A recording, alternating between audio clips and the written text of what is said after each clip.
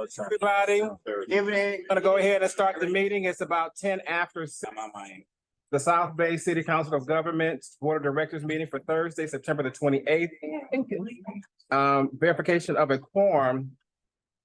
Eric Alegria of Rancho Palos Verdes is requesting to join the board meeting virtually. There is a need for a motion to add to the agenda and approve his based upon AB 2449 request to participate virtually. If approved by the board members confirm and provide the names of anyone and over present in the actual same room where he is taking the meeting. Can we bring Eric up so we can see him? Eric, can you hear us? I can hear you, Chairman. Thank you, and thank you for considering my request. Okay, I need a motion to add to the agenda. It's been properly moved and second. David, roll call. Carson, Yes. El Segundo, Yes. Gardina, Yes. Hermosa, Hawthorne, Yes. Inglewood, Yes. Lita, Yes. Lawndale, Yes. Manhattan Beach. Palos Verdes Estates. Rancho Palos Verdes, Abstain. Rolling Hills. Rolling Hills Estates. Aye. Sign. And Torrance. Found it. And LA County District 2. And District 4 is not here yet. Okay. I'm here. No, Sorry, sorry, 4. Sorry. And I say yes. Okay, motion passes. Thank you. Just so everybody knows, because of this, anything that we vote on tonight won't have to be a roll call vote. So it won't be just unanimous or like we normally do, reversal. Get through it quickly. Not tonight. Eric has. Aye. There's nobody. Okay, and then Eric, do you have anybody there with you over 18? I do not, Mr. Chairman. Thank you. All righty, thank you for that. Confirmation of posting of the agenda. I guess it's been posted. Council, any changes to the agenda? No changes to the agenda. No changes tonight? Really? Okay. And now we're here for the celebration of the South Bay Environmental Services Center 20th anniversary celebration. We transition in that.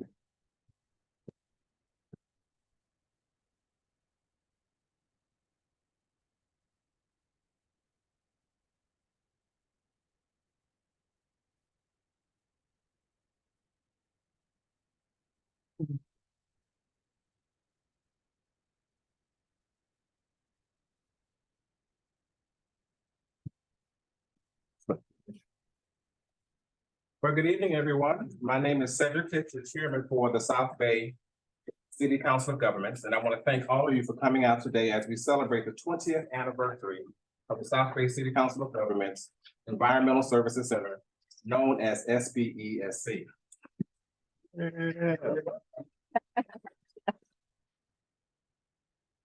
For 2 decades, the SBESC has served cities, school districts, businesses, and residents in the South Bay. Working in collaborations with and on behalf of its partners, the SBCSC serves as a regional hub for information and resources on energy efficiency, water conservation, recycling, and transportation options, such as vanpool, carpool, and telework. Throughout our program, we're going to hear pre-recorded video messages from regional and state lawmakers. As we kick things off with messages from our federal legislators and from our 44th District Representative Jeanette Berragon and 36th District Representative Ted Lieu. Video.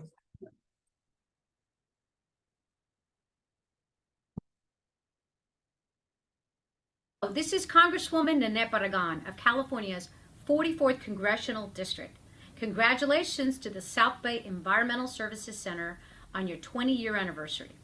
Thank you for your invaluable work with local governments and partners to advocate on regional issues such as sustainable transportation, a clean environment, and a stronger economy.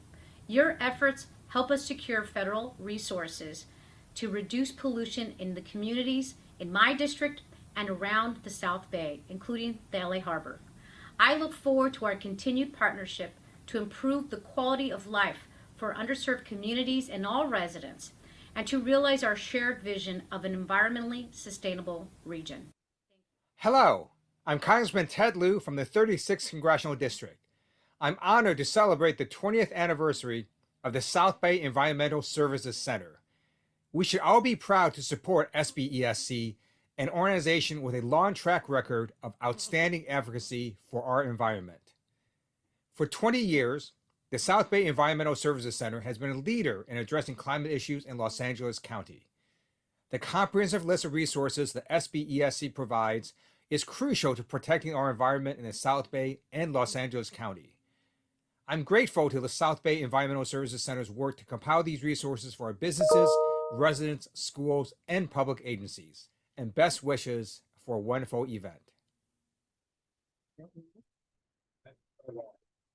And now we're going to do a little time travel back to 2003. Our first vice chair and Gardena council member, Rodney Tanaka, will take us down memory lane to tell us a little bit of how SBCCOG began and how it has evolved.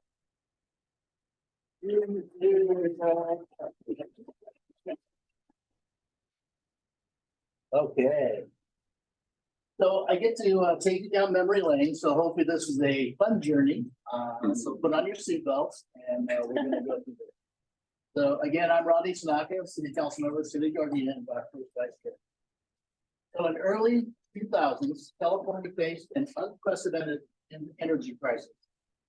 With idle power plants and record electricity prices, the city of Redondo Beach responded by applying for and receiving funds from the California Public Utilities Commission. The funds created a program to incentivize the purchase of energy star appliances through rebates. The Redondo Beach City Manager asked the COG to implement and to promote the program throughout the entire South Bay. 10 retailers agreed to participate, and the project became known as the South Bay Energy Rewards Program. And thus, the first energy efficiency education and outreach program began. SCE and Southern California Gas built on the program's success by approaching the COG to form a local government partnership for the 2004 and 2008 portfolio cycle. This created a marketing, education, and outreach program for the entire COG geographic areas, involving cities, utilities, residents, and businesses. The COG recognized that it would be beneficial if hard energy savings were included. It began pursuing opportunities to implement programs such as a joint energy and lighting retrofit contract. It also offered the discounted purchase of energy savings vending machine controller devices for all cities. It first branded these efforts as the South Bay Energy Savings Center with the acronym of SBESC. The COG became a resource program for actual energy savings. An energy engineer served as a consultant to the COG and was available to work with cities to identify and complete cost and energy savings projects.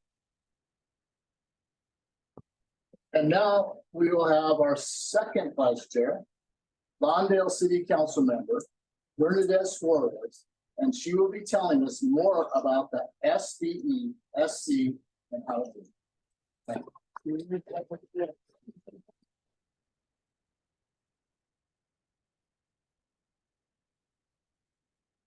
A lot of acronyms that I got to read. It might be a little bit of a tongue twister here. But in the SBESC's early days, energy efficiency still wasn't high on the radar for cities, but it was emerging at the state and federal level. This heightened in 2005 when 9 U.S. mayors invited cities to take action to reduce global warming. In 2006, Assembly Bill 32 passed. it required California to reduce greenhouse gases to 1999 levels by 2020 and to cut greenhouse gases to 40% below 1999 levels by 2030. This prompted the COG to begin working with cities to complete the greenhouse gas inventories for each city, funded by a special assessment. Using this baseline carbon footprint, the COG worked with cities to develop individual climate action plans and a sub-regional climate action plan. The COG is currently updating the inventories to assess individual city achievement in reducing greenhouse gas emissions. These plans can help cities secure grants, and for the COG, they've helped secure partnerships and funding to implement the goals and strategies set forth in the climate action plans. Strategies include energy equipment upgrades for city facilities, residents, businesses, and community members. One example is a partnership with the Southern California Regional Energy Network, or SoCalREN, to promote energy efficiency at public agencies, including city hall complexes and schools. The numbers really tell the story. Let's recap the SBESC's energy achievements. Through its work, the SBESC has helped cities and schools save more than 15 million kilowatt hours of electricity. That's enough energy to power 1,300 homes for 1 year. It has also helped the South Bay save more than 99,000 gas therms. It is equal to the amount of greenhouse gases generated from 117 gas-powered cars driven for 1 year. As momentum continued with the energy programs, the COG also began actively seeking opportunities to add other resource-saving measures like water. In the early 2000s, it added West Basin Municipal Water District and the City of Torrance Water Department as partners. With this expansion, the COG's board changed the name of the program to its current name, the South Bay Environmental Services Center, keeping the same acronym SBESC. Over time, the COG has expanded partnerships to include transportation, waste reduction, and additional water partners. These include Los Angeles County Sanitation Districts, the Water Replenishment District, the Los Angeles Department of Water and Power, and Metro, along with existing partners West Basin and Torrance Water. Through these partnerships, the SBESC promotes water conservation initiatives such as training and workshops on turf replacement, distribution of rain barrels, and replacement of water wasting faucets and shower heads. Throughout the past 20 years, longer than I've been around, the SBESC has provided and continues to provide sustainability information to the public at more than 100 community and employee and business events and presentations annually. And now, before we continue, let's take a moment to hear from our state lawmakers. 24th District Senate Member Ben Al, 35th District Senate Member Stephen Bradford, and 66th District Assembly Member Al Musuchi.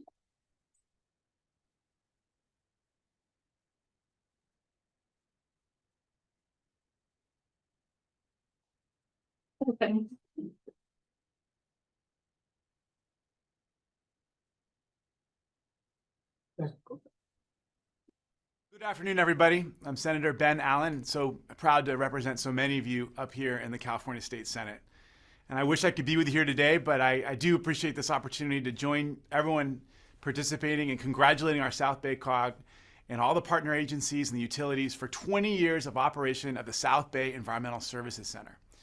Environmental stewardship is very important to me. It's very important to our community at large. It's certainly been a big focus of our legislative efforts up in Sacramento. And we know we've been making all sorts of progress at the state and federal levels on everything from reducing climate warming emissions to enabling a green economy. We also know that there's so much more work that needs to happen, and there's so much more work that starts from the local and regional levels. And that's part of what we're celebrating today. The Environmental Services Center is just such a great example of a local service that's done all this good in supporting local environmental efforts. And we just know it's going to play a crucial role in assisting our cities and our schools and businesses in implementing climate-oriented policies, educating our community, and also on a wide variety of environmental issues, especially energy-saving measures. So once again, congratulations to all my friends at the COG and all the different partners for addressing this vital need for climate action and education across our South Bay region. And I hope to see you all in person soon. Hello, South Bay Council of Government and community members. I'm Steve Bradford, Senator of the 35th Senate District, which represents 7 South Bay cities. It is truly my honor to celebrate with you the 20th anniversary of the South Bay Environmental Services Center. This center makes a difference by educating the public and advancing our progress to conserve water, be energy efficient, and reduce the impacts of climate change. I share in your important mission on a daily basis through my work as chair of Senate Energy Committee in Sacramento. California's clean energy future must include all Californians. Simply put, access to clean technologies must be within reach of everyone. I also want to recognize your newly elected chair of the South Bay Council of Governments, my good friend, Mr. Cedric Hicks, whose leadership on the Carson City Council I certainly admire. Again, congratulations on this great occasion of 20 years of environmental engagement in the service of the South Bay. Here's to a clean, green, and very bright future. Hello everyone, I'm Assemblymember Al Murthucci, proudly representing the South Bay, and I want to congratulate the South Bay City's Council of Governments Environmental Services Center. 20th anniversary, 20 years of providing great services to South Bay residents, businesses, working with our local utilities to provide services like energy efficiency, water conservation, and recycling services. We depend so much on organizations like the South Bay COG's Environmental Services Center to make sure that we're keeping our beaches clean, our air healthy, and overall fighting pollution and climate change. So again, congratulations to the Environmental Services Center on your 20th anniversary. Keep up the great work.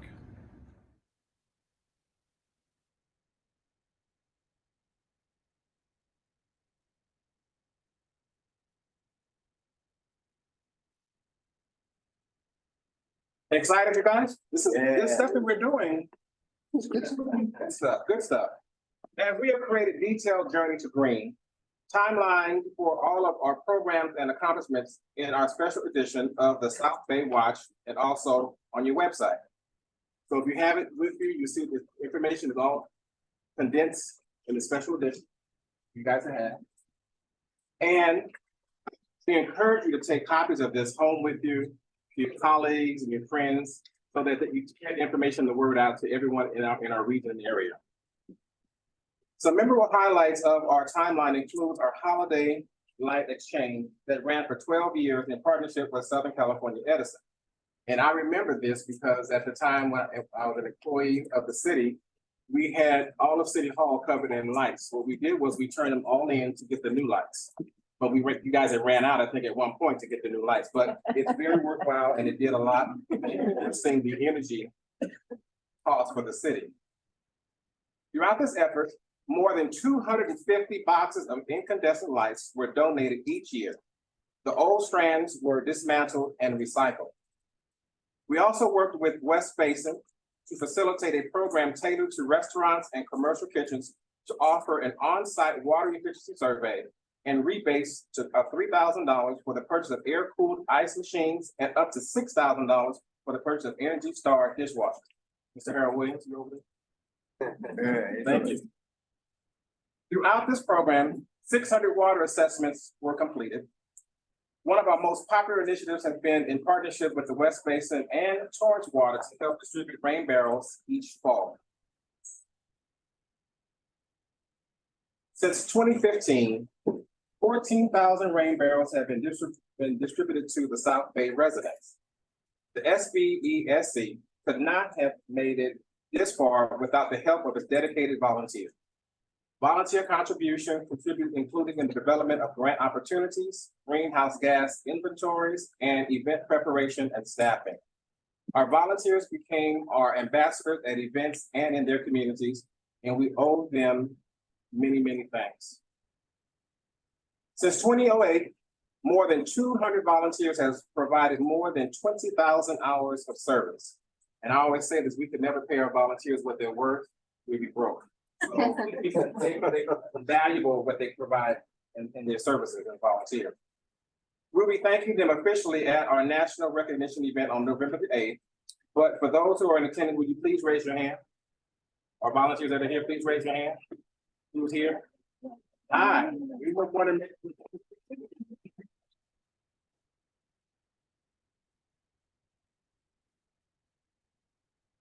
And now, before we wrap things up, and we encourage to hear a message from our local elected officials, 2nd District County Supervisor Holly Mitchell and City of Los Angeles District 15, Councilmember Mike McOyster. Tim.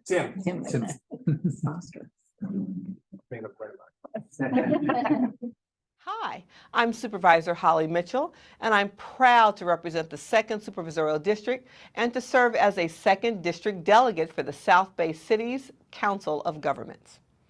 I am thrilled to join in celebrating the 20th anniversary of the South Bay Environmental Services Center. For the last 20 years, the SBESC has worked with its partners to improve energy efficiency and recycling resources, shared mobility options, water conservation improvements, and much more. When we know better, we do better. And that's why the trainings and workshops offered to help cities adopt energy efficient policies and practices are so very important. So I'd like to commend SBESC for making an annual effort to provide information to the public at more than 100 community, employee, and business events. We see you. Thank you for supporting residents and businesses across the South Bay in advancing energy efficiency and improving waste reduction. Your work supports us in creating a more sustainable and equitable Los Angeles. Hey everyone, this is Tim McCosker. I'm the councilman of the 1-5 in Los Angeles, and I'm a proud member of the South Bay Council of Governments. I want to wish all of us a congratulations on our 20th anniversary of the COG's Environmental Services Center. Just like in the 1-5, where we are trying to lift up all 5 communities, because as you know, and you've heard me say it, I represent Watts and Harbor Gateway and Wilmington and Harbor City and San Pedro. The COG represents all of these cities in the South Bay. And it is so great that we lift each other up, support each other, and the Environmental Services Center provides such great information and education on water conservation and other elements of our environment that are so critical for us to create a quality of life for each of our communities. So I'm proud to be a member of the COG, and I'm proud to be with you on this 20th anniversary. Happy anniversary, and let's hear 20 more.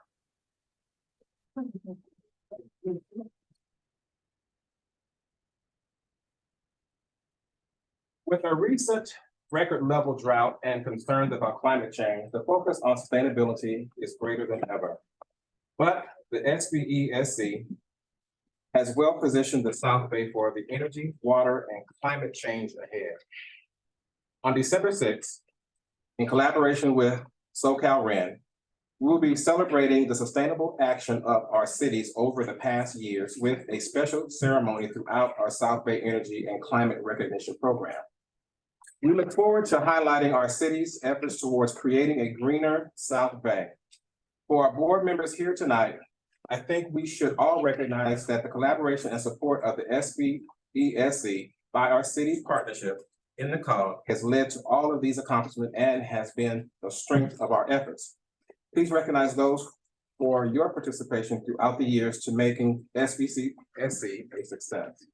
And for board members, can you raise your hand? Because I may not know who they are, but those who are board members, raise your hand. Board members? Yeah, the COG board members. The COG. Yeah.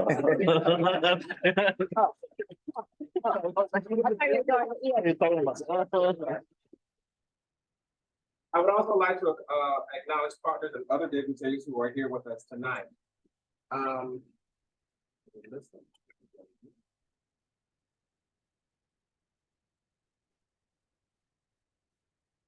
But we did have Jim Dow, who was the Assembly Mayor Tucci, representative. He had to leave earlier. He had gotten, remember we were gonna start at 4 o'clock.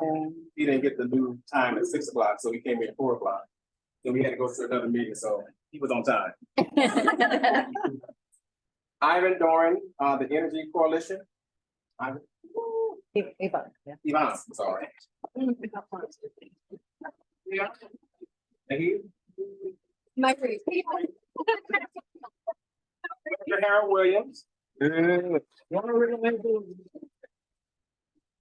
Ava.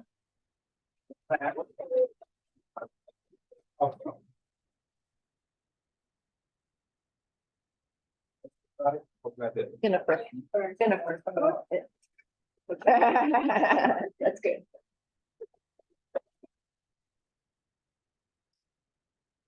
With the strong partnership between our cities and agencies and the COG throughout SBCCOG, we are well prepared for the future.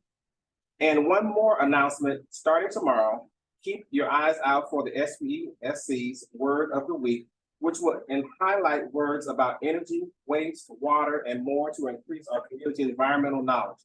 We can find weekly posts on Instagram, Twitter, Facebook, and the South Bay COG website. Congratulations to the SBCCOG for 20 years, and here's to many, many more. And now that we have a pause for a few minutes to take some photos, and for those who are here who have certificates they want to give out to us or to present, this is the time to come up, say your name, who you represent, and your certificate to be given to SBCCOG. And after that, we will cut the cake and have cake for everybody. Mr. Chair, can I just want to introduce two people that Robert Fortunato is here, who we worked with 14 years ago to build a net zero energy home in Hermosa Beach that he's still living in and enjoying. And as you know, any organization is only as good as the person that keeps the books. And Margie Wade is here, and she was our bookkeeper for years and years and years.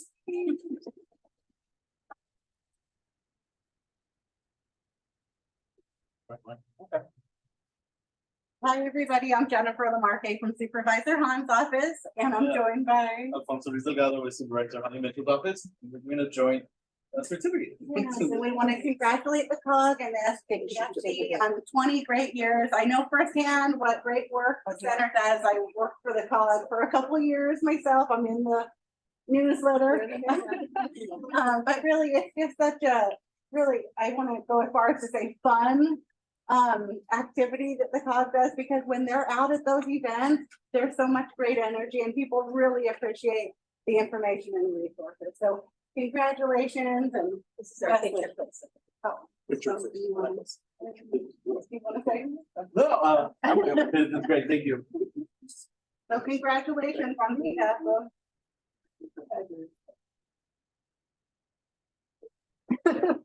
Yeah, one back.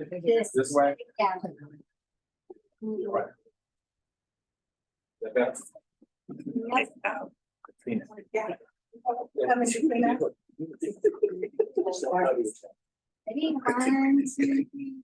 I met Coles for the first time yesterday. Oh, nice. I was at a dedication of a exercising at Ernie Howard Park in Rolling Hills. Oh, Yeah, he was a friend of the family that put it. wow. Yeah. Don't go anywhere. On my colleague, Ms. Katrina Manny. Well, as you know, Hawthorne, we have taken advantage of the environmental center for so many projects.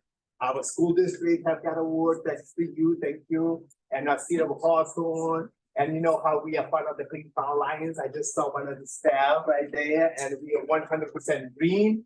And we've been putting a lot of EV chargers in the city, solar panels in our public facilities. And we were one of the first to put Tesla, EV chargers across City Hall. So our targets at 120. And now we're doing in our police station, our community centers, and City Hall. So we got everywhere. And we've been getting some awards from the beautiful lady right here. So this is on the platform. And all the volunteers, because like Supervisor Holly Mitchell said, all the events that we put in Hawthorne, the South Bay COG is there, okay, representing. So thank you for all the volunteers and the staff. Jackie, you have a tremendous staff, and Mr. Chair, Mr. Vice Chair, really, so we thank you from the bottom of our heart, from the seat of a good neighbor.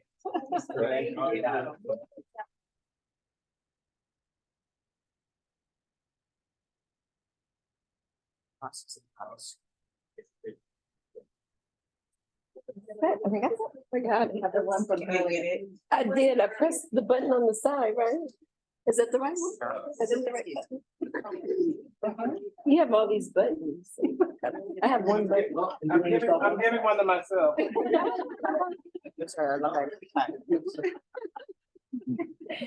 Certificate of recognition presented to South Bay City Council of Government and Environmental Services in the 20th anniversary.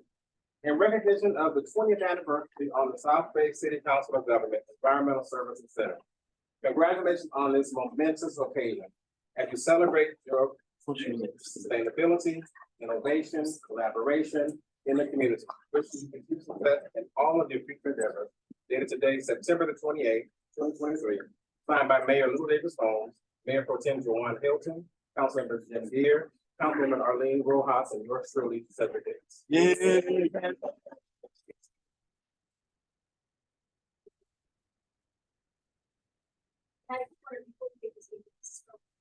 There's sushi.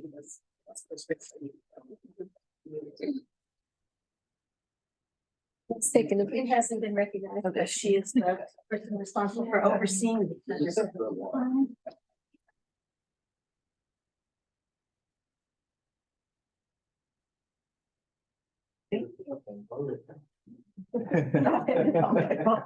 Yes.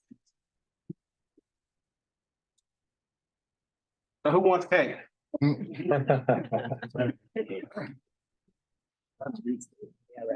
don't eat cake. We're gonna take it to the center. Please come. Oh, just the frosting? And Chicken. I had Cake. a reason event. Hold on. So I don't think I need. Unless it's chocolate inside. Well, Oh, no, I do not like. you can take one of those cookies for tomorrow morning. I was going by insurance. Right? So you get, oh, you already did. No, this is her. She had first today. And this is from. I don't know. So. And then.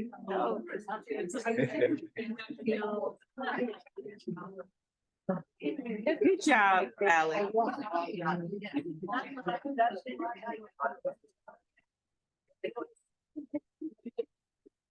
It is.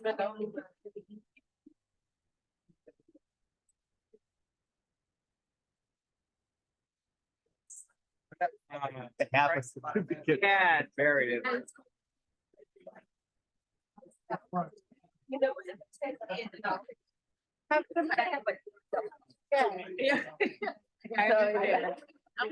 Thank you last night.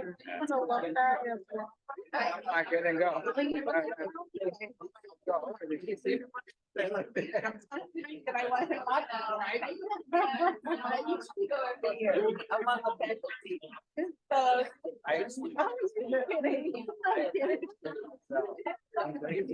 You're not going out for excuses like that.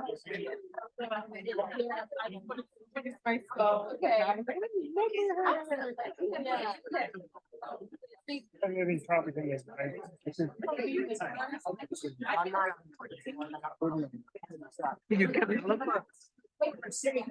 I was like, I hope it wasn't the time I was, but it was like, it's me. One thing after another, 1913, I was looking at you like. Oh, thank you.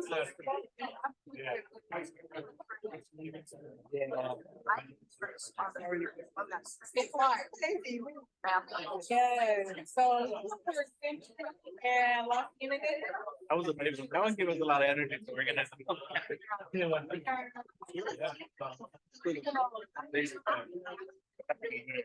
Was it better about that? Better about it? I don't like the brothers. These kids have brothers that. I don't think it's- I literally don't-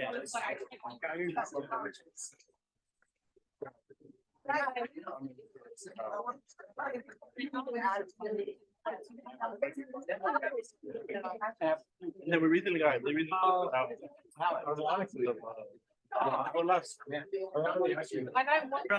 The bigger we're in.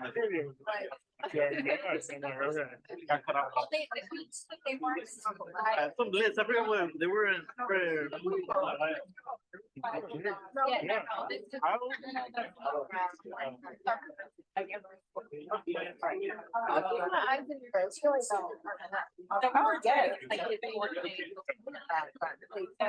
your requirement, don't say no. Chocolate, I couldn't resist. Like.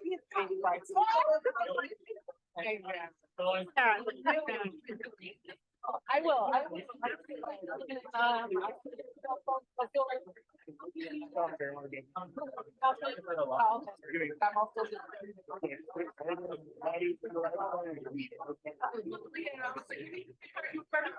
know, pray, exactly. Yeah. Very nice. Good evening, Councilman Leon. I'm Ray Hall. And I come to this meeting a lot. I've seen your name up on the Zoom.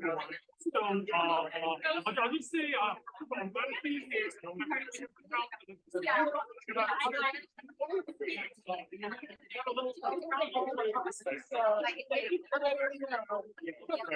If you want to raise your. Otherwise than that. I think that's.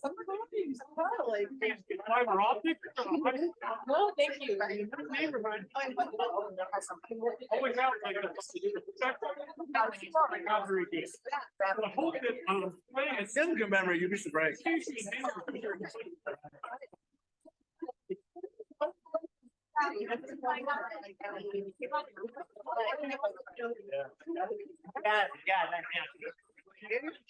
Everybody on standby. We did some viewing party stuff with. So, Oh, no, you know what? Sorry.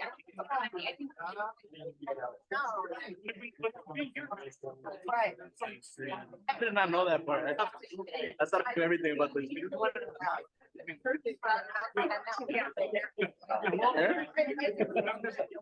Totally.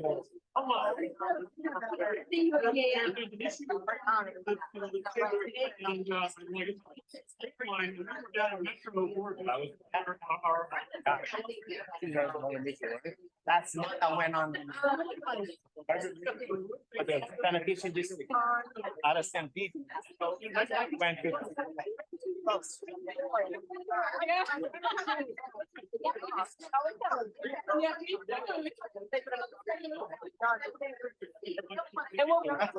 Yeah, hopefully, yeah, I mean. I think on the slot. Because you're pointless. Well, a lot of the rules change that. Time. Oh, this one. And how is it coming with the provision? Yeah. Oh.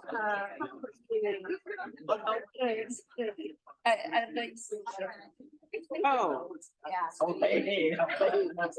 I was like an hour away. I'm like, the traffic was like.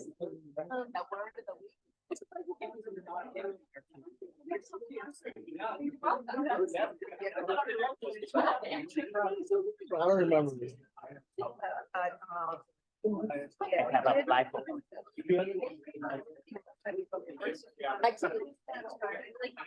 Here, I'll try next year. That's too close. Begin. That's where all the changes started, all the free changes, everything. We find one of the Congress people to put it on the appropriation, you know. Yeah. Oh.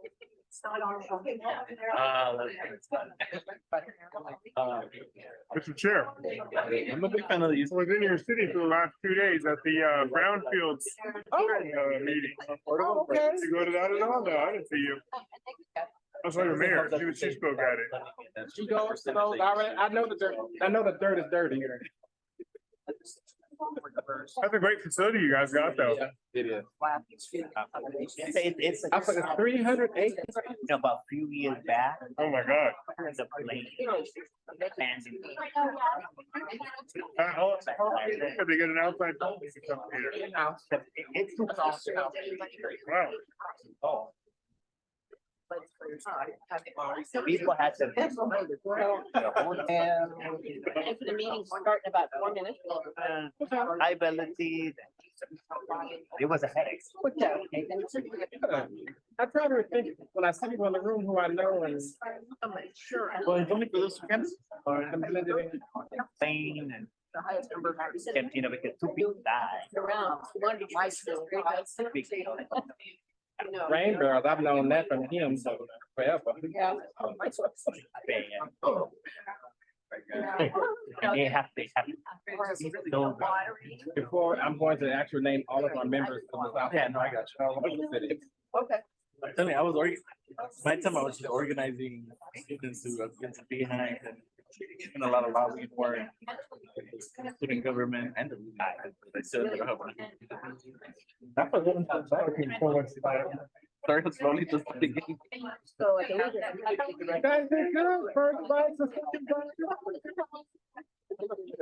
Yeah, and then even yesterday, I was out.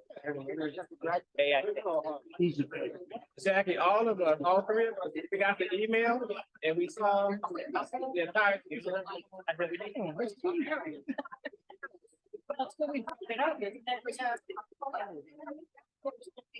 Because imagine, you know, if even and you know, I am at like Andre of always through the garage.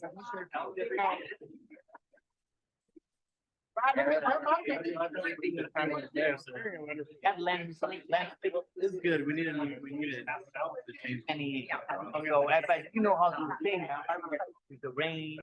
Because you want to cook it for you? You had to do a product. That's the one.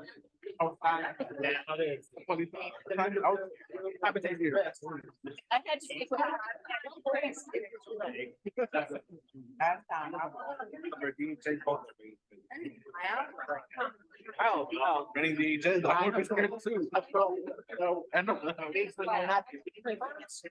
had in my purse. It was wet. It's not over from the kitchen. Like, like the building almost intact. So what did they do? Have to go. When's it happen? Yeah,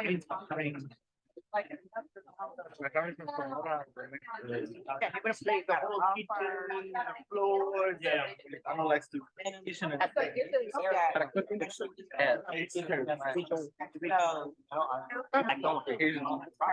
The whole story of that very different. Accuracy, but it's even the driveway. You know, I was telling the property and I said, when I was here out there.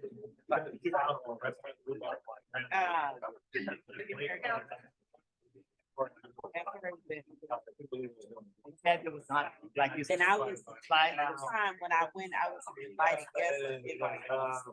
We had a special. And at least they had. Harold. I know. That's what happened to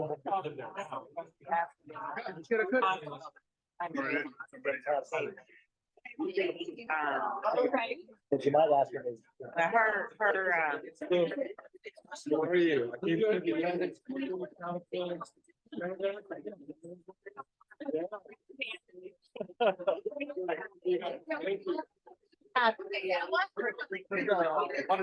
Had to get. I know. Last spent out a bank alone. Cause the insurance had. I just saw her. I just saw her. I remember your face, your name is gonna be off in a few months. No?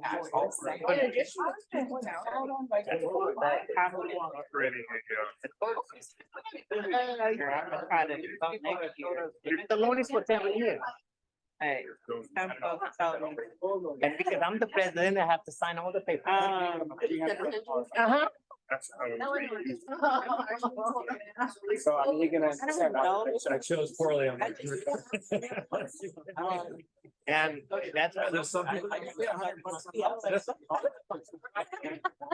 Hear that? with the interest, right?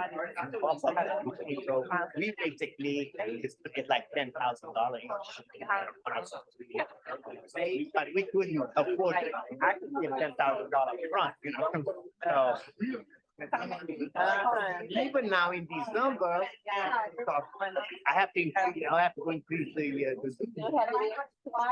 like $40. I doubt it. No, she ain't gonna have no extra. Inflation, you know, water's going up, gas, fancy. Then they put at me. Metro for like. A lot of colleges there. Oh, yeah. I saw her there. And they sent me that. And I was like, oh my God. Yeah, they normally started. Oh, it did, okay. And you know, she got Volunteers, yeah. Are you the new office?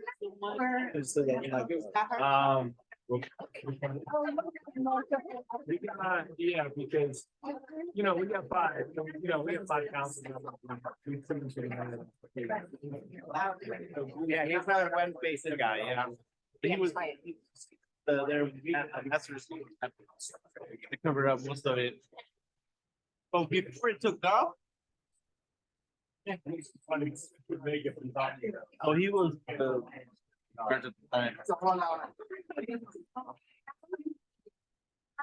That was a lot of the wrestlers were. There wasn't like actual.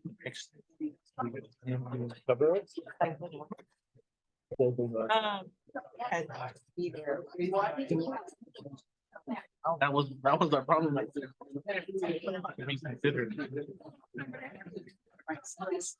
they kind of came up. I know. Well, I mean, sort of, but. Okay.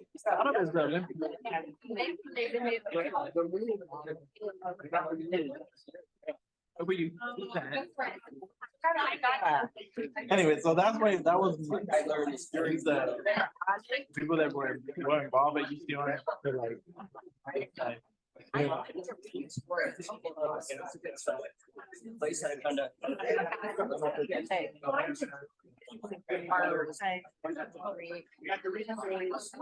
oh, please, and you can stand in the meeting. I wanna be here all night. Oh, yeah. Got kids at home. Kids at home. The only time. Thank you, everybody, for coming out. We want to reconvene the meeting. But before we get, I want to do a shout out to all of our SBCCOG members: El Segundo, Gardena, Hawthorne, Osa Beach, Inglewood, Hundale, Lomita, Los Angeles City, LA County District 2, LA County District 4, Manhattan Beach, Rancho Palos Verdes Estate, Redondo Beach, Rolling Hills Estate, and Torrance. Yeah.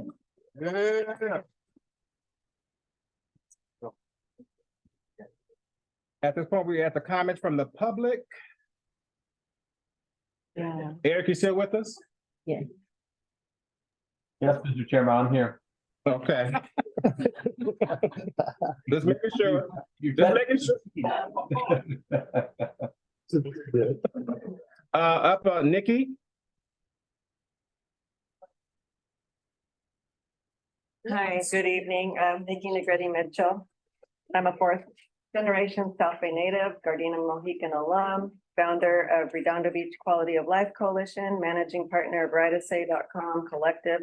And we're 200+ strong, representing more than 1,600 families living within 350 feet of the harbor subdivision right away. And I'm on behalf of a friend, a member of my group, John Schreiber, resident of Lawndale. He says, I wanted to make the COG aware of marked graves along the right of way in Lawndale. We went to see the graves for ourselves today and took a tape measure. The marked headstones are only 35 to 50 feet from the center line of the current freight track and also appears to be within 75-foot wide metro right of way. However, despite the city of Lawndale and the homeowner telling Metro about these graves over a year ago, nowhere in the draft EIR for the sea line extension is there any mention of this under the required question of would the proposed project disturb any human remains, including those interred outside of formal cemeteries? And I'll add, this was a Jewish World War II veteran. In fact, the neighbor said Metro's officials laughed at him when he told them there are graves on the property. My concern is the board will soon vote on a locally preferred alternative without all of the information in front of them. If this was missing from the reports, what other problems do they not know about ahead of time of such a critical vote? My plea is to not just pick the cheapest and fastest route and realize the many, many problems with the right-of-way option for the sea line extension, now including marked graves where Metro wants to build. And this is me again. We're so grateful to our LA County Supervisor and Metro Board Director, Holly Mitchell, for wanting to dig further into these issues raised by us. Today, it was announced that she is calling on our October discussions to be halted until she can get more public engagement and see things for herself. That is what matters here, and that is how it should happen. And so this is not political, and I'm not interested in who's aligned with who in city politics because this is so much bigger than our personalities and grievances. That stuff is just petty compared to what's going on here. This is about our collective home, the South Bay. We shouldn't be making decisions that will forever change the landscape of our home without investigating properly in order to avoid mistakes that can't be undone. Nor should we dismiss one another as neighbors because we in fact share the South Bay home together. Let's just be responsible. Can't ask for anything more than that. I have a 25-year-old daughter and I would love nothing more than a sound home and a safe and smooth transit option for her. Because like many young people today, she does not drive. I'm trying to ensure she has everything she needs for a comfortable and successful future. I'm working really hard on strengthening the foundation for that future right here. Thank you. Can I please do a public comment quickly? I am literally at the grave right now. The what? I am at the grave site right now. It's right here. And the row is right here. I am on row property where the grave is. Okay, Chelsea, I just wanted to make sure. I didn't know that you were on for speaking, but I don't have a speaker. No, I'm sorry. I'm sorry. I gotta go. I've been here since early. I'm hungry, so I gotta go. But I just wanted to show you that it exists and it's right here. All right, but And let's staff know so we can make sure it's official in the process. All right, but thank you for giving us information. Yep, no problem. Thank you. Holly Osborne. Okay, I know you're tired of seeing my maps, but the thing is, I wanted to point out where these graves are, which, you know, those of us who lived down there, we knew that they were there, but only Metro just became aware of them. This is the Lawndale, and it's 100 feet wide most of the time, but then it gets to this narrow 75 feet place, and that's where the graves are, okay? So that's between 170th and Artesia, right up here. And so it's really going to make this narrow part even narrower and even more difficult to cram the extra trains in. So that's all I have to say. You've all seen this map before. If Natalie would like me to send her another one of these with clip art for their graves, I can do that. Okay, there. Somebody else can talk now. Thank you. Thank you. Kevin Mitchell, Kevin? Hello, COG. Glad to be here. Of course, I'm here to speak about the sea line. I'm a Redondo Beach resident for 25 years. So LA South Bay has traditionally been an economic engine for Los Angeles. It's home to some of the largest companies in the world, biggest names in automotive and aerospace. And that landscape is changing. With regard to the Sea Line extension, the lack of vision among some metro and city leaderships has been disappointing. It's not simply that the row is a bad choice for a whole host of reasons. It's that a significant opportunity for a new and revitalized South Bay is staring them in the face and seemingly is unrecognized. When you drive down Hawthorne, the train footprint is evident. The center median is 60 feet wide throughout, which is now used for parking overflow. Left turns are like freeway off-ramps. Spatially, it feels like a runway. Culver City has seen the light with the Expo line. At Washington and National Boulevard, Apple has built their SoCal campus. A host of restaurants, hotels, markets, apartments, and all related moneymakers buttress the Expo line there. I would urge decision makers to visit. The area is revitalized with relevant metro light rail. This should be the vision for the Sea Line extension. It's not simply a ride to LAX, but rather a corridor of destinations with actual commercial relevance. We hope that the South Bay COG and the Metro Board of Directors can share that vision moving forward. Thank you. Thank you. Consent calendar, entertain a motion. So move. Been properly moved and second. Who was the motion? Tanaka and Alex. And can I just say, Mr. Chair, that we're gonna check the records because Councilmember Huff, Mayor Huff, said she was at the August 24th meeting. I think she was, but we don't have it in the records. We're gonna check the. I wasn't there, so it's possible she might have been. Right, I think she was, but it's not there. So we're, with that understanding that we can fix that when we figure it out. That one correction. That one correction. If needed. All right, okay. On the consent calendar, Carson, Yes. El Segundo? Yes. Gardena? Yes. Hawthorne? Yes. Monta? Inglewood? Yes. Lawndale? Yes, I just need to abstain vote for G, because that was me.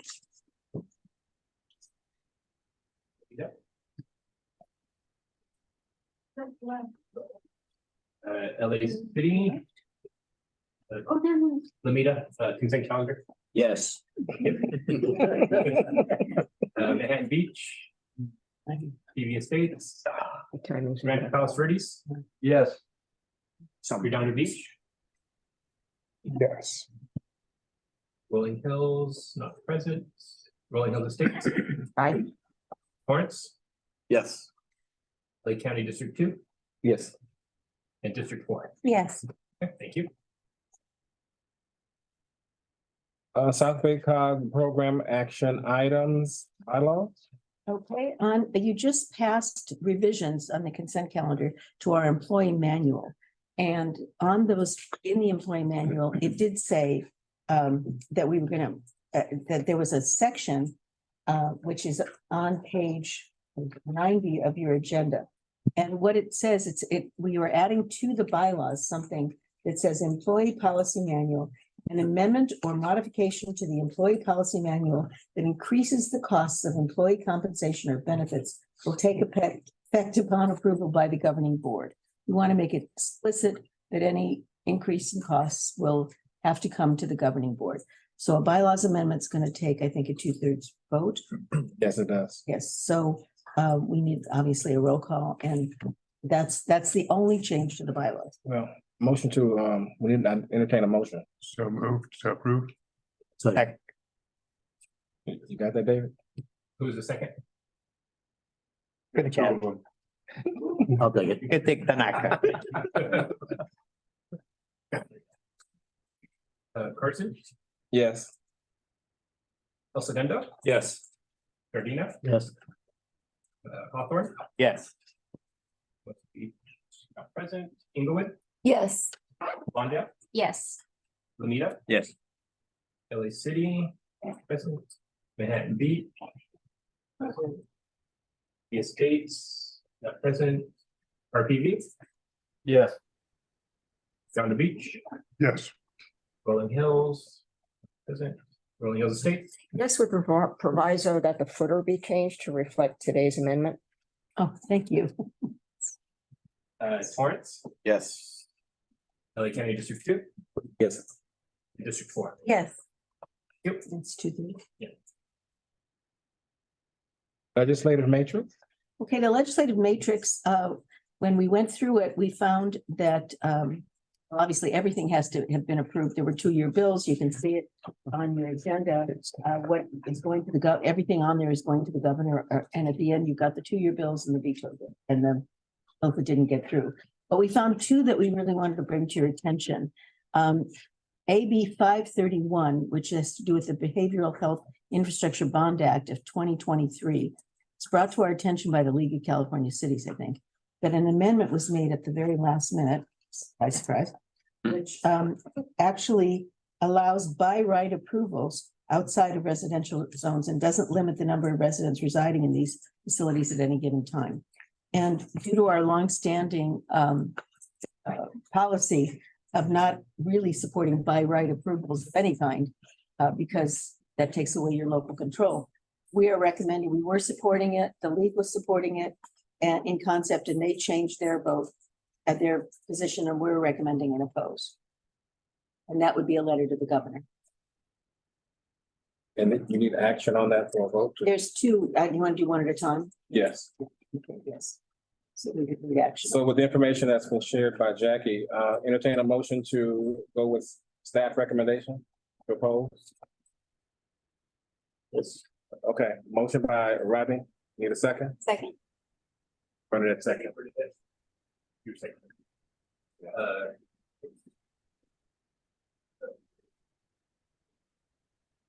Person? Yes. El Segundo? Yes. Medina? Yes. Hawthorne? Yes. Inglewood? Yes. Londell? Yes.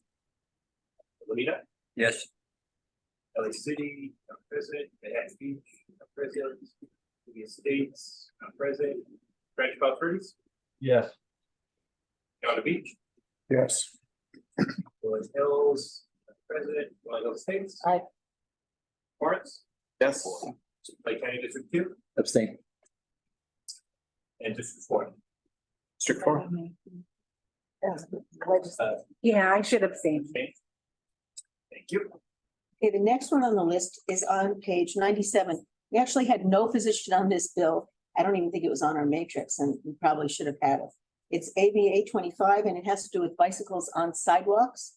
And it barred a local authority from prohibiting the operation of bicycles on sidewalks adjacent to a highway corridor that doesn't include the bikeway. What happened, reason was brought to our attention is that the league had a watch position and they changed their position to oppose. And the reason they did that is that it removed speed limits, which were previously set at 10 miles an hour. So I guess there's bicycles can go as fast as they want. And the requirement that cyclists yield to the right of way to pedestrians. And then there's other basic safety requirements that are not in this bill, but we thought that the league and we thought that you should actually recommend opposing. I mean, you should oppose. You can say that four more ways, right? Okay.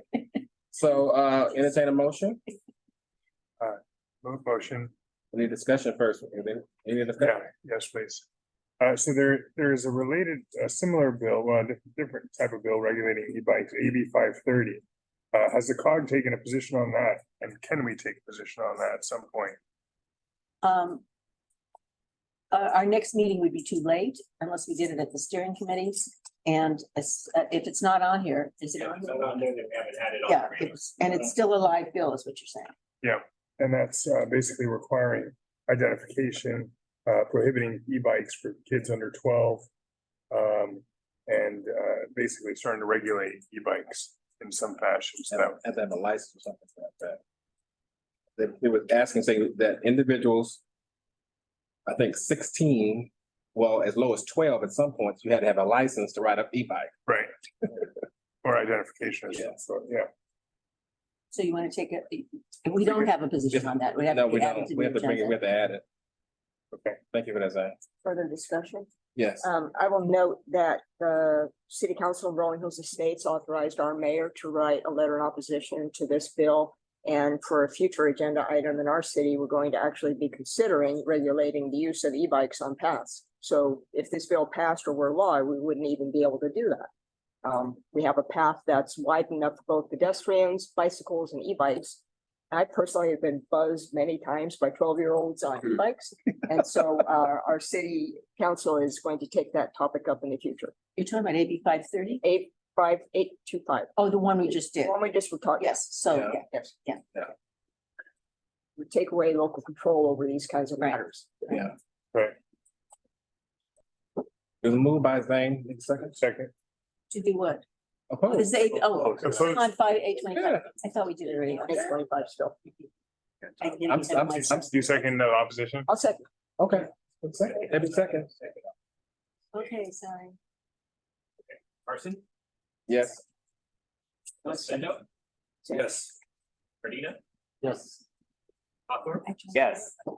Hermosa is not present, Inglewood, Yes. Mondale, Yes. Amita, Yes. LA City, not present.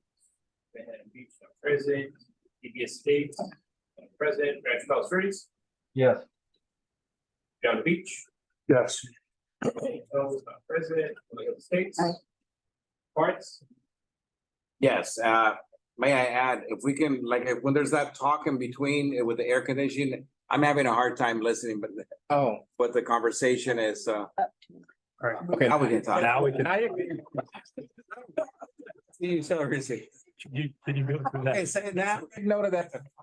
Say it again. Mr. Louder. LA County District Two, Abstain. okay, and District Four. Abstain, please. Okay. So. Homeless services. Okay, there's an item, and Anson's gonna give his report, but there's the item that is on the agenda for your approval is not on the consent calendar. Because although the steering committee heard the item, the MOU was not available during the time, at the time of the steering committee. The MOUs between Redondo Beach and the COG. Our attorneys have both looked at it, and I'm gonna let where's Ronson? Yeah, right here. Oh. Yeah, I moved up. Ronson, so that's the reason that this was heard at the steering committee. Go ahead, Ronson. Yeah, so in July, the board approved our local jurisdiction contract with the county, accepting the local jurisdiction funding. As part of the funding, one of our programs was to help cities, if interested, increase their bed capacity using single room occupancy beds, SRO beds, and or motel beds. And so Redondo Beach has decided that they wanted to try this out. So they're going to be our first pilot city to do this. Because of their current relationship with the SRO partner through their homeless court, they're looking to expand their SRO bed capacity to additional 13 beds. The COG's already helping fund 5 beds. So they want to expand that capacity to 13 and also add 2 motel beds to their capacity. And so this MOU would govern that relationship. They're looking to spend $235,000 on this pilot program, and that would give them additional beds to move people off the streets. And so that's what this MOU would do. And so we're asking for the board to approve it so that we can give us a try. May I ask a question on that? I'll be loud, so, does that money also include wraparound services or just for the beds itself? This one is just for the beds itself. We do require the city and their nonprofit partners do fund wraparound services for the people that are in the beds, though. That's a requirement of the program.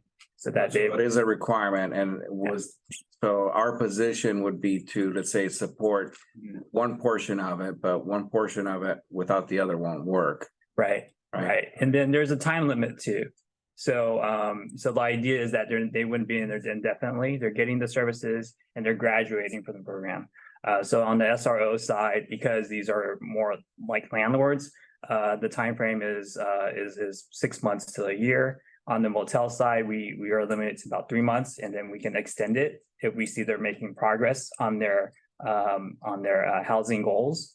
And so we would approve an additional 3 months, but up to like a year on the motel side. So we're giving people time to, get their birth certificates, their IDs, to resolve whatever issues they may have that's preventing them from being housed. And so that's what this program would do. Would this program be exempt from public notice or? Public notice, I'm not sure about the answer to that question.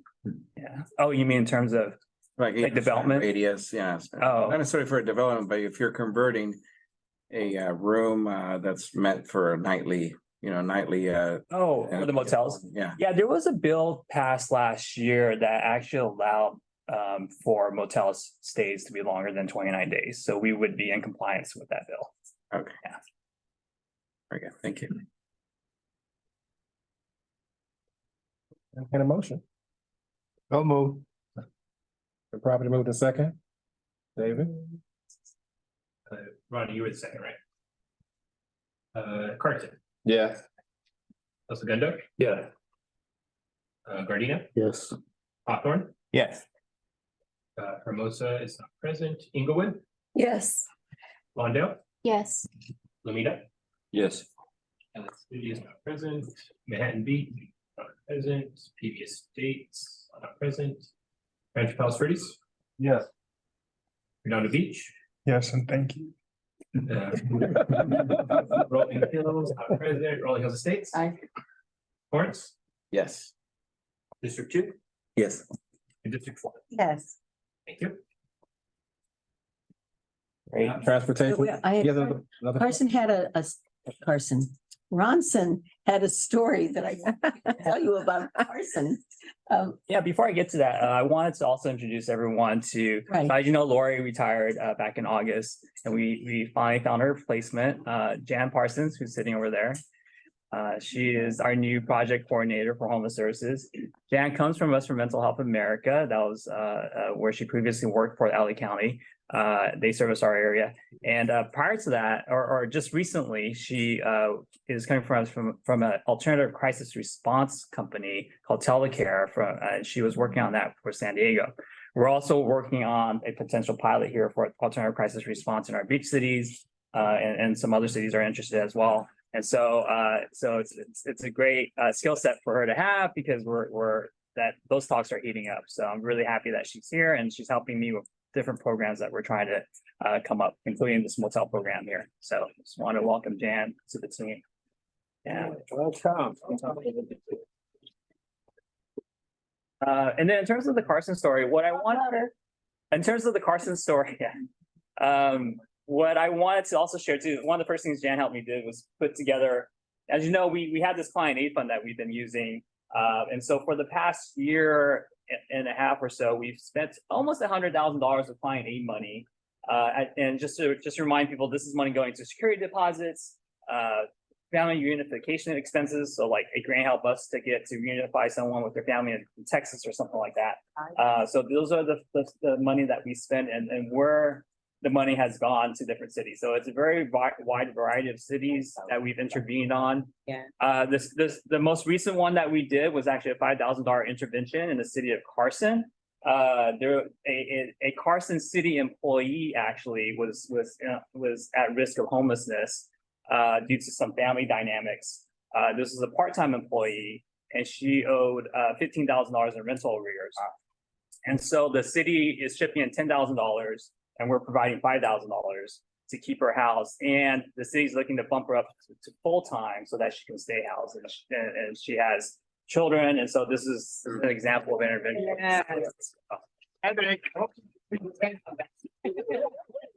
We're trying to help as many as we can. All right.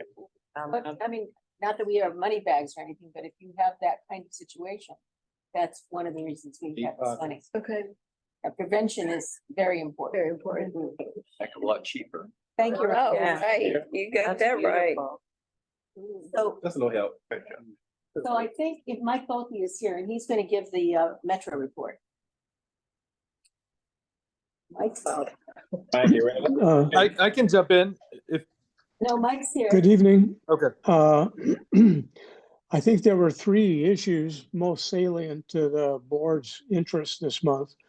On the consent calendar, the board approved the 3% contribution guidelines revisions. And in those revisions, substantive change was made to allow Metro competitive grant funds like Metro Active Transportation, transit, and first and last mile projects could be credited toward a jurisdiction's 3% local contribution. These types of funds were previously ineligible prior to this revision. The additional flexibility may benefit some jurisdictions that are able to secure competitive funds for the in-kind or first and last mile improvements supporting a major rail project. The other revisions were clarifications, clarifying that a jurisdiction without a contribution obligation may credit qualifying in-kind first and last mile investments toward a neighboring jurisdiction's local contribution. It also clarified that projects or elements added after the 30% design threshold would not impact the current project segment's local contribution. Anything after that, it really means that the 3% contribution is capped at the 30% design stage. And they also clarified that in-kind contributions are allowed even if they were constructed prior to the 30% design. The other issue before the board, which was the primary issue that the board heard, was the micro transit program and contract extension. This problem's had a lot of problems during its 3-year pilot stage, beginning with the COVID. Part of the problem was that the Metro charges only $1 a ride, but ends up with a $42 subsidy per ride. And most of the board members had a lot of heartburn over this. Staff is going to come back in June of next year with recommendations on how to create a new business model.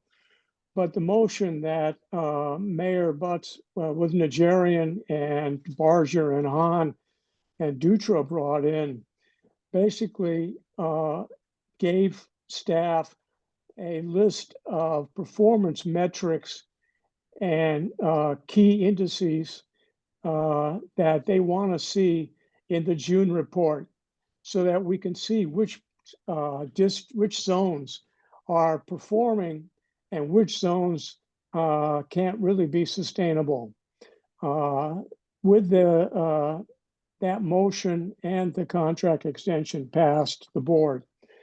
I know that Nikki and a lot of the right-of-way opponents brought up the issue of the board, the recommendation for LPA is being moved from October to, I would guess, sometime after January. I haven't heard from Supervisor Mitchell's district when they plan to do their community outreach meeting.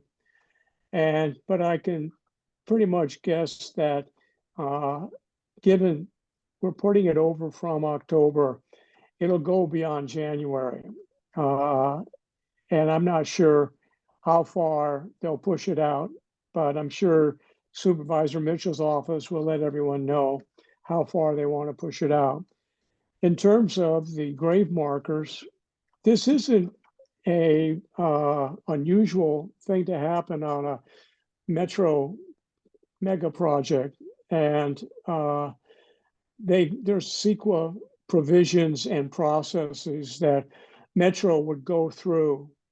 A good example is when we were down at the Gateway Plaza and we were doing the express bus elevated entrance, and Caltrans was working there at the 101. They found a large amount of grave sites of indigenous people dating back, a couple hundred years or so. And that put both of those projects back close to 2 years for all the archaeological steps they had to take in terms of preserving what they were finding. Now, I have no idea what they're going to find or what's being found, but there is a process that Metro would follow through CEQA. And I think that pretty much takes care of my report. If you have any questions. Any question? I Thank you, Mike.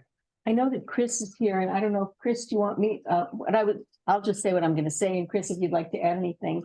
At the last Transportation Committee meeting, a lot of you saw this, that we were gonna we were concerned that if Metro was going to make their decision in October, we would have to make our decision before then, because we meet the day of the Metro meeting. So we have on the agenda that if that's happening, we're going to have a special meeting on October 16th of the Transportation Committee. And we were asking the board to authorize them to be able to take a position. Obviously, with Metro postponing, we are going to not only not do that, not ask you for that authorization, but we've looked at the agenda, possible agenda, and we're canceling the October meeting. So there will be no Transportation Committee meeting in October. While I'm mentioning this, November, because our board meeting is November 16th due to Thanksgiving, the Transportation Committee, which would normally be November 13th, will be November 6th. Steering Committee and the board meeting will be November 6th. So, so we have no item there. And Chris, I don't know if you want to add anything. You're there? Well, No, I think that summed it up. Okay. And Mike, did you want to say something? I'm sorry, because I can't hear very well. I didn't realize you were talking to Chris. Oh, But that's okay. one of the reasons, but that is one of the reasons why I speculate based on my experience is that I don't see that that I'm pretty sure that would continue at least to February, if not farther beyond. So I think you have time to be able to figure out how you want to schedule any type of approval at the Transportation Committee.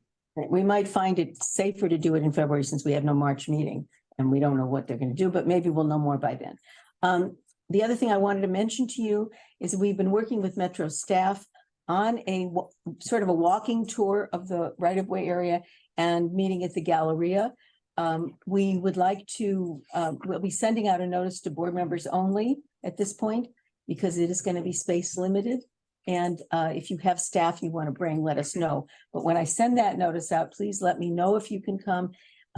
If we're hoping to accommodate all the people in one tour, if we can't, we'll have to make a couple. So I need to know, and it will be in October. Do you want to say something? Yeah.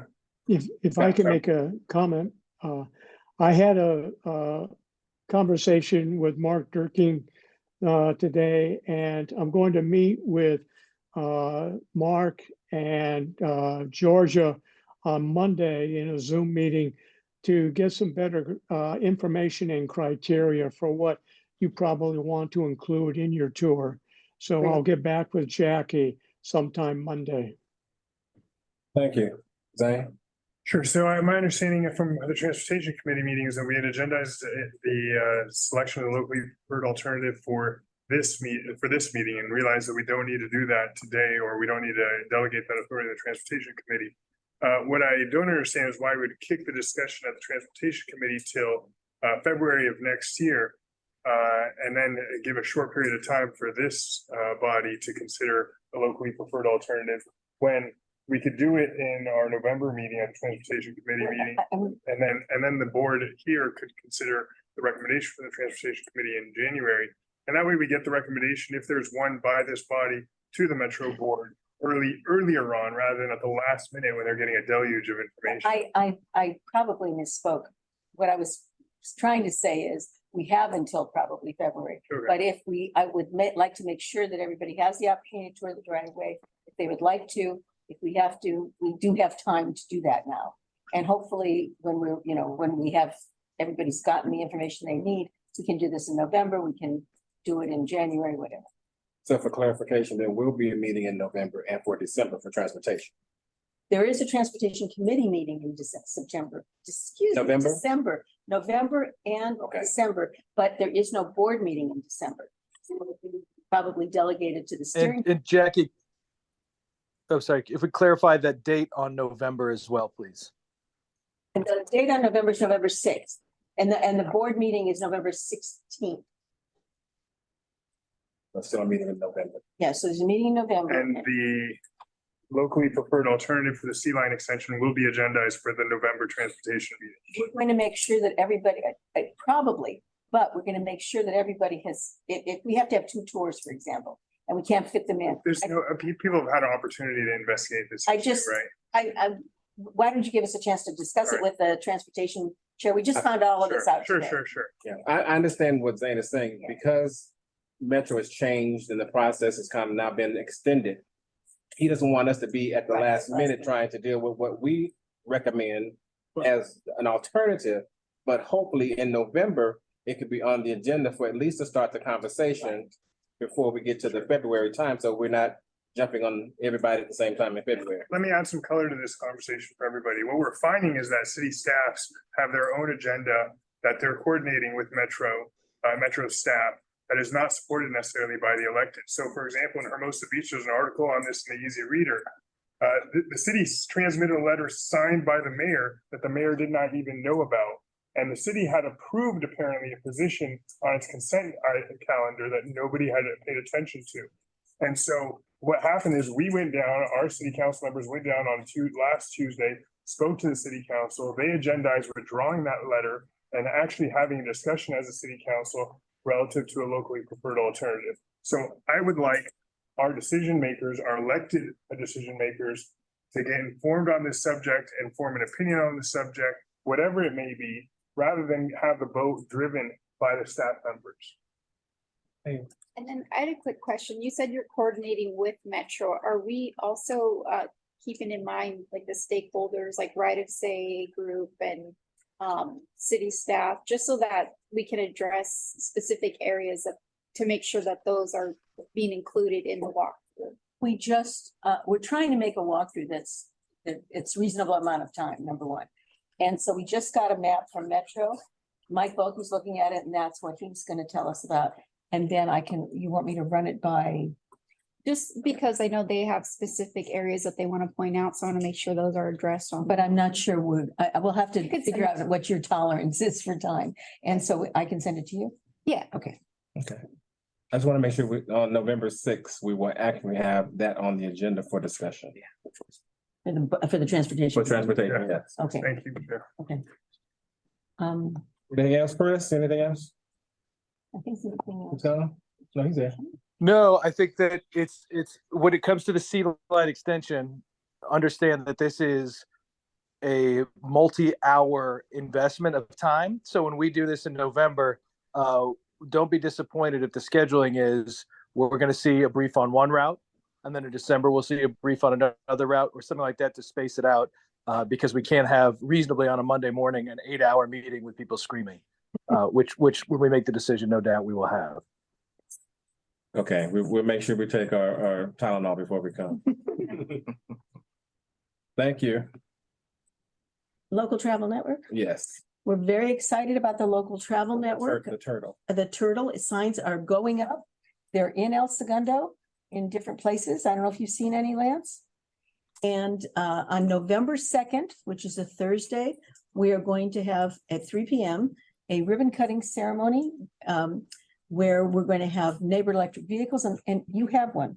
You have a neighbor electric vehicle? I do. So we've asked the mayor, and I know Chris does, we would like you to come down to that and ride your vehicles. And then we're actually going to try and have a parade of the vehicles. Maybe we can have guests hop in and join you and take them to the high school and back and around. We're going to have vendors there who sell these vehicles. We're going to have hopefully bike vendors that are local to El Segundo. And we're going to have a party. So it's November 2nd at 3 o'clock. And we hope you'll obviously hear more about it. Long time ago, you authorized a trademark of the turtle. And that trademark, I found out, has been filed. We don't have it yet, but it's all filed. So nobody run and do it faster than us. And that's the Local Travel Network report. We're very, very excited about getting it up there and being able to celebrate that in El Segundo. And the staff has been really wonderful and helpful, and we appreciate the efforts of the city to work with us. Thank you on that one. On the housing, I'd like you to post that thing I wanted you to post, the Housing Trust Fund. I mentioned to you before that at 4 o'clock at the October 26th date, our next board meeting, we are gonna have, we are gonna have a forum with San Gabriel Valley COG and Gateway COG sending one of their council members from Montebello, who sits on both trusts. We're gonna have the executive director. And I don't want them to just come and not answer your questions. So the city managers have come up with these questions that I'm going to be sending them and saying that we really want them to be able to respond besides everything else they want to tell us. And those questions are, for example, how did they address the trust in their housing elements? And did HCD give them a favorable response because of the trust? What initial sources did they use? Because we have no money right now, and they might have generated that from a special assessment. How will trust fund dollars be generated? There you go again. Will the fund accrue interest? If so, how much? How do you distribute the available funds between the member cities? What is the distribution mechanism? Will there be a requirement that fund expenditure be limited to projects proposed on sites identified in each respective municipality's housing element? You should know that this trust, we already have said in the legislation, I think, that trust is not going to approve anything that doesn't come from without city approval. It's got to have city approval. For projects funded by the trust, will the JPA be responsible for authority for auditing the annual certification of household income, or does that obligation fall to the cities? In considering a project or funding, does the JPA factor in funding sources secured for the project, like county tax credits? How much weight does that give? Can funds be utilized to preserve at-risk affordable units? Do we have any inclination from SCAG that RENA methodology would factor in the establishment of a fund? We don't at this point. Thus far, are you satisfied with the outcomes of your trust, and what lessons have you learned? So those are the kinds of things I'm going to send them. If you have anything that's on your mind right now, that you're thinking about the South Bay Trust, please let me know. I want to send them this in the next couple of days so that they can be ready to respond to your questions. We hope that you'll come. We hope you'll invite any of your colleagues you know that are interested in this. And we hope that you invite your city managers and maybe your community development directors. One of the things that's going to happen at the October meeting, city managers have worked on a joint powers authority agreement. It's a draft right now. They want to bring it to that board meeting and discuss it. Right now, it's got holes in it, like who sits on the board of directors, and maybe that's a question to ask them.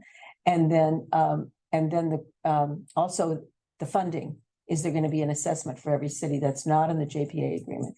So they want to discuss that with you. And then the last thing on the trust is we have a project from SCAG that will start probably in the beginning of the year to actually flush out, to talk to developers, to get a consultant, excuse me, to talk to developers, to talk to city staff, to look at land uses and see what the potential is for the trust and how we can, what kind of projects we're going to have in the South Bay. So we can sort of figure out what would be available in your city and how it will benefit the cities. And then it seems to me, then we would ask you to actually join the JPA if you're not comfortable with joining it until then.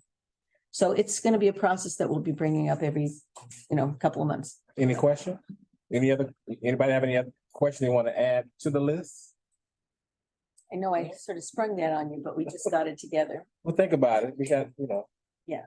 If there's something you really want to know. Well, so one thing, I'd be curious what their expectations are. What is it that they're expecting to accomplish?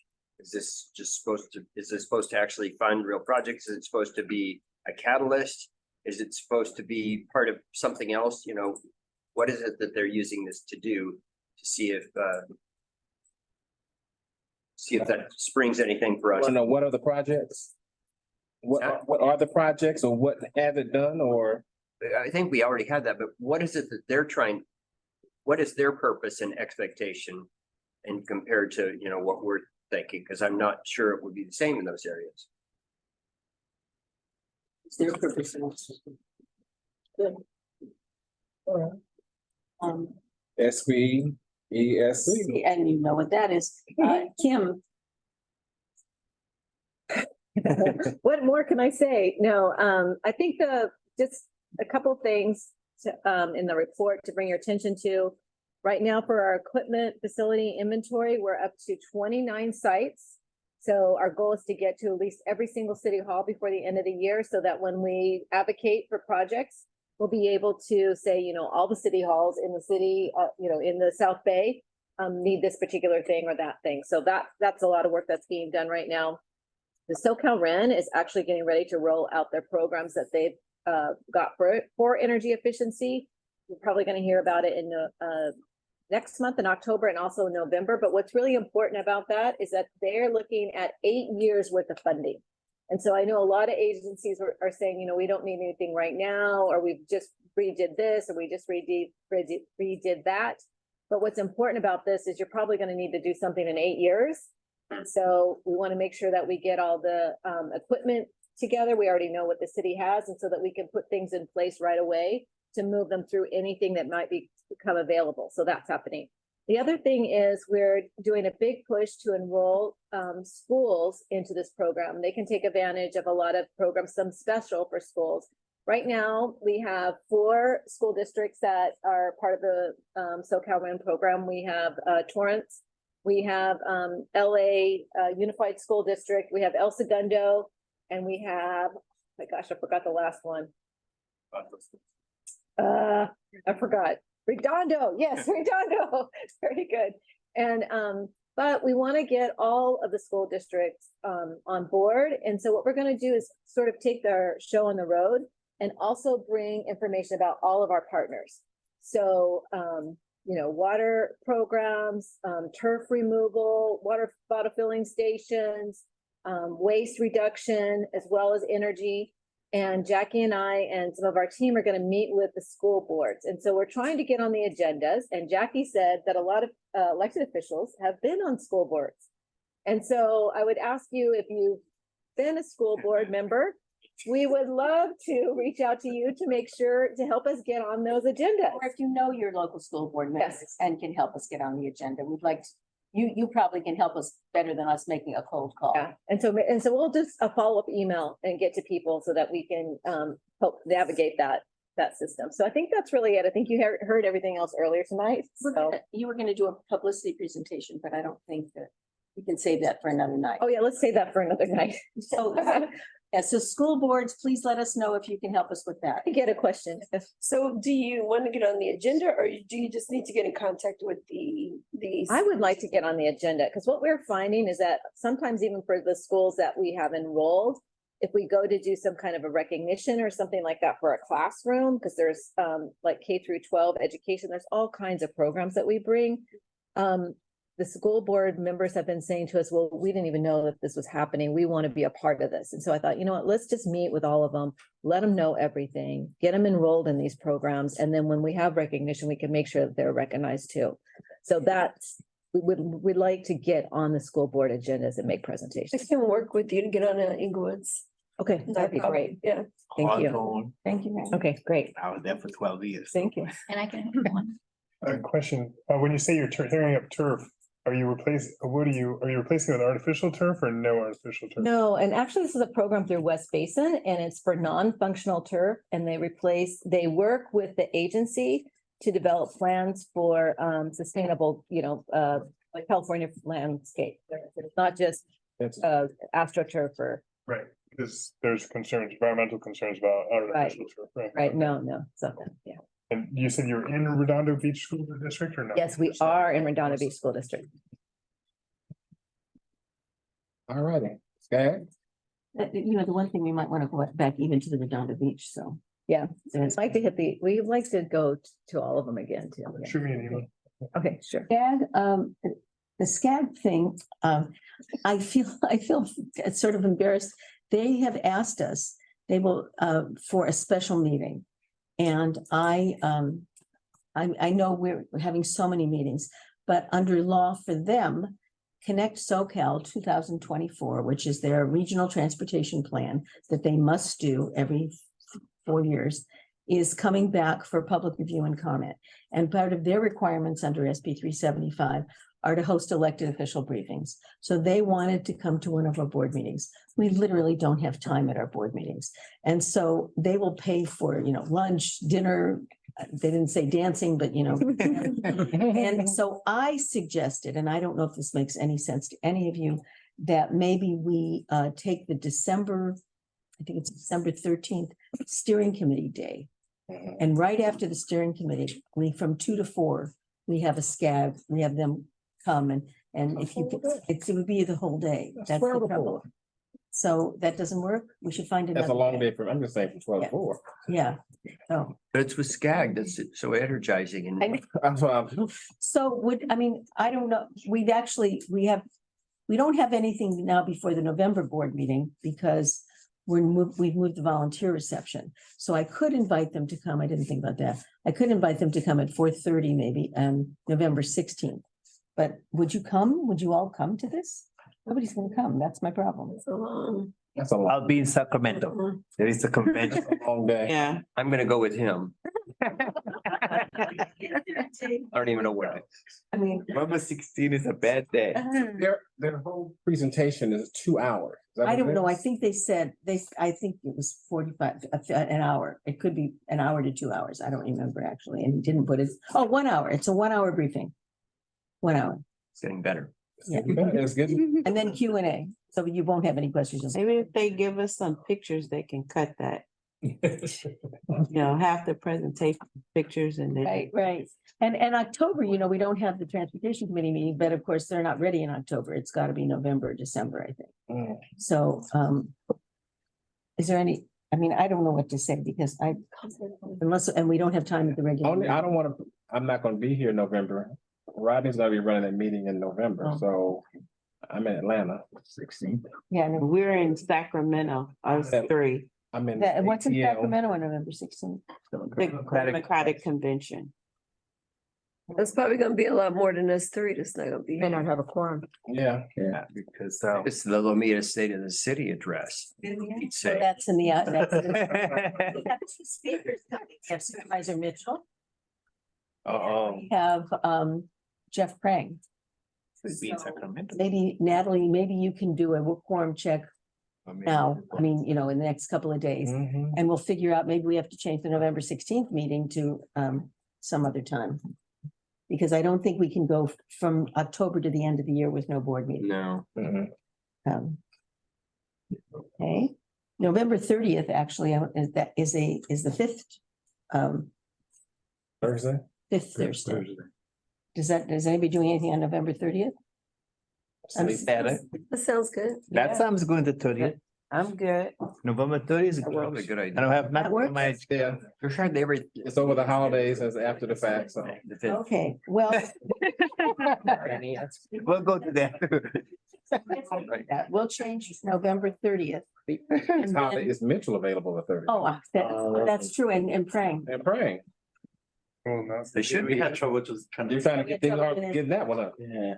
I don't know if Mitchell's gonna want to do this with the tour of the right of way anyway. Okay, Your speaker, you may lose your speaker. yeah, I will contact, Alfonso, would you help me? And then I'll contact Jeff Prang, who's been pretty available, but, I think we have to meet anyway, though. I mean, we just have. We have to meet as Yeah, we have to meet. Another time. so, well, Jeff Prang and Holly Mitchell are also Democrats, right? Do they go to the Democrat? No, they're. Yeah, they're usually there. What? They're usually there, Okay, but I can't speak for her. no, of course not, we'll check, November 16th. It can go on. do you have a calendar? Okay. Things like, well, to send it to send me immediately tomorrow and see, and then I'll talk to Wendy. Yeah, okay. So she was down for November 16th, for a really long time. Okay. Save November 16th and November 30th. Oh, I'm not saving 16th. I will get something to you as soon as I can. Save me the 30th. Okay, and then that doesn't answer the SCAG thing. Actually, if we lose our speakers, we can have SCAG for an hour on November 30th. So we'll see. Still my It all works. Maybe. No. Okay. REAP is the regional. Sorry. Yeah. We're It looking starts at the calendar. calendar and it looks like it starts On the 17th. So it's Friday to Sunday though. So So it's Friday to Sunday. So would you have to fly up on Thursday or would you get there? No, I'll fly up on Friday. Oh, so. So yeah, so that'll work. So the 16th is still a go? The 16th is a go. The red eye that night. No, next morning. No, that morning. Okay, so the 16th works, we still have to figure out SCAG. We'll figure out SCAG somehow. Who wants to spend an extra night in Sacramento? Okay, next, let me go on. The REAP report, our final reports on the accessory dwelling unit and commercial redevelopment studies are finished. The, on your agenda, there is a, website, link, which will get you to the ADU report right now. The commercial redevelopment one is not up yet. It should be up next week. And, those two projects are finished. We have history of the South Bay Sustainability Plan. It's too late. We're gonna postpone that for tonight. Fiber network, we're working with Hermosa Beach on extending the fiber. You approved a work order on that. And we're also working on our LATA grant, which is to do a digital equity plan, specifically in, to try to figure out what people are paying and what people know, specifically in disadvantaged areas. So we're doing a lot of outreach, and we probably will be contacting your cities on that as well, if you're in those areas. Senior services, do we have anything to say? We had two presentations. We had a meeting on Tuesday, and we continue to see a lot of seniors being evicted or being housing insecure. And so we had a presentation on an 18-month subsidy program from Adult Protective Services. And then also there's also a new assisted living program to get people into assisted living. And so we had a discussion on that. So these are two good programs for seniors. If you want more information, I can send it to you. Yeah, for me, definitely. Assisted living. I had a question, Ronson. I've had people contact me regarding veterans.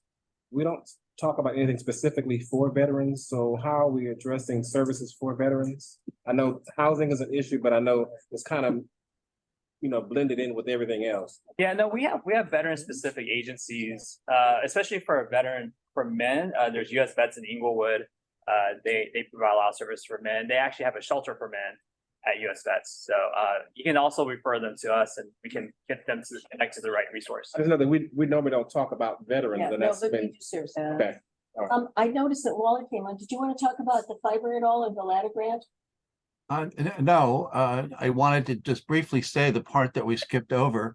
There's a coincidence going on here, which is this is the 20th anniversary of the Environmental Services Center. It's also, very little known fact, the 20th anniversary of the Sustainable Land Use and Transportation Policy Center, which most of you do not know exists. It was going to be another trip down memory lane, but we'll talk about it another time. I just wanted you to know there is another center. It's sort of a stepchild. Doesn't get fed very often and has to stay in a cage. But it does exist, and we produce awfully good work that informs your policy position. So for another time. Thank you, Wally. I am pleased, I am very pleased to bring up two things. One is we had, our chair suggested, I think it was you that suggested, that we have a city clerks meeting. I meet with the park directors, I meet with the planning directors, and so I've never met with the city clerks. So I sent out something and I said to the city clerks, do you want to have a meeting? And the response was like 11 cities kind of thing. And so today was the first meeting of the city clerks. They're going to, 9 cities participated with 10 people, and it was a hybrid meeting, and they're going to be meeting quarterly, and they're very excited. And we had no agenda, but just in the short amount of the meeting, it was like, what system did you use? Granicus? I mean, I don't know all of these things, but do you use this? And, oh, do you do that? And, oh, you're doing this. And they were very excited. And so I think that's going to be a really good group. And I was really thrilled we could do that.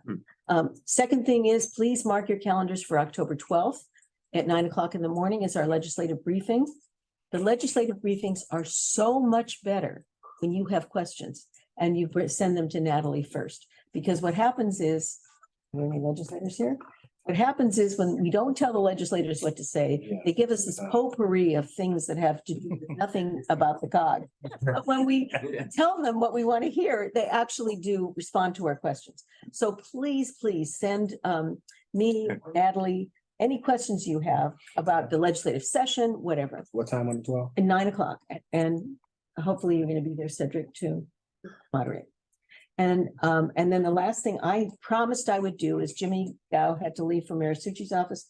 Al Marisucci is having a town hall in Gardena on October 7th, and I told him I would definitely let you all know it's at 10 o'clock in the morning.